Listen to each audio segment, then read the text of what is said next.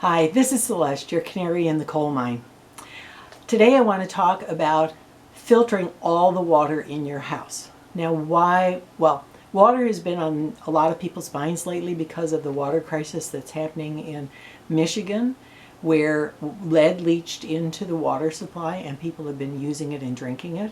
And that's causing children to have problems. It's causing everybody to have problems, probably the elderly too. Now the thing is, it's not just about the water we drink. It's also about the water we bathe in. It's also about the water that we wash dishes in. It's about all the water in our house. Now, I'm not faulting the United States by a long shot. The United States, most communities have the best drinking water in the world in comparison to third world countries. But the truth is, if you want to be really healthy, you've got to do better than what comes out of your tap. Now, in another video, I talked about using steam distilled water for cooking and drinking. In this video, I want to talk about filtering all the water in your house. If you can afford it and you have a big new house, it would be highly worthwhile to put a whole house filter on your water supply way downstream in your house so that all the taps, everything comes out with filtered water. But in my case, I have a little 1950s ranch house, tiny little utility room. There's not enough space to add a whole house filter, but I've only got one kitchen sink and one bathroom. So for me, it actually made some sense to buy individual filters and put them on the hot and cold taps in the under the sink, like bypass the normal plumbing and run the water through, the hot water through one filter, the cold water through another filter, and same thing in my bathroom, because that's only 4 places that I have to filter the water. And then the shower, I have a filter on the shower. I can't put a filter on the bathtub, but if I want it, I'm a shower person, but if I wanted to run a bath, I would just run all the water through the shower, fill the tub through the shower, and then I'd have filtered water. So right now, about the only thing in my house that's not filtered is the toilets.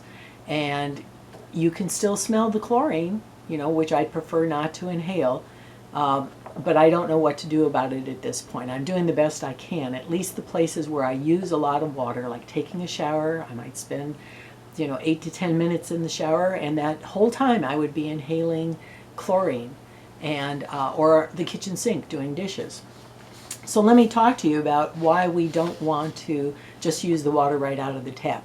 There's 2 main reasons. One is that our skin is porous. We know that because we now have patches that can deliver drugs through our skin, or nicotine through our skin, or hormones through our skins. So our skin isn't the barrier we once thought it was. And so anything that's in the water is coming into your body through your skin. And the second main reason why we don't want to just have all the water in our house be regular tap water is because we inhale it, especially when it's hot water. You know that when you stand in the shower, you can smell the chlorine. Now, what's wrong with chlorine? The government's put chlorine in our waters for a very good reason.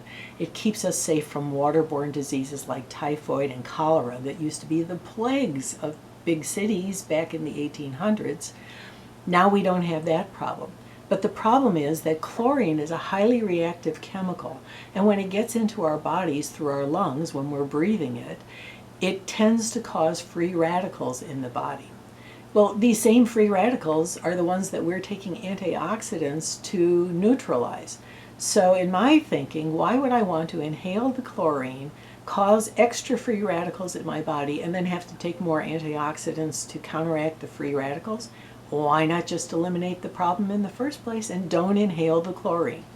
So that's kind of the reasoning behind why we don't want to be we don't want to get it on, we don't want to get the tap water on our skins, and we don't want to inhale it.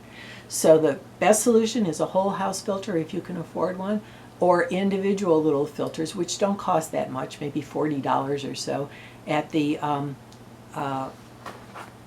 hardware store. And if you've got some skills, they're not that hard to install with even sort of basic knowledge. You don't have to unplumb your house to put the filters in line. So that's more about water, and in the next video I'm going to talk a little bit about why bottled water isn't a good alternative when you want to drink safe water.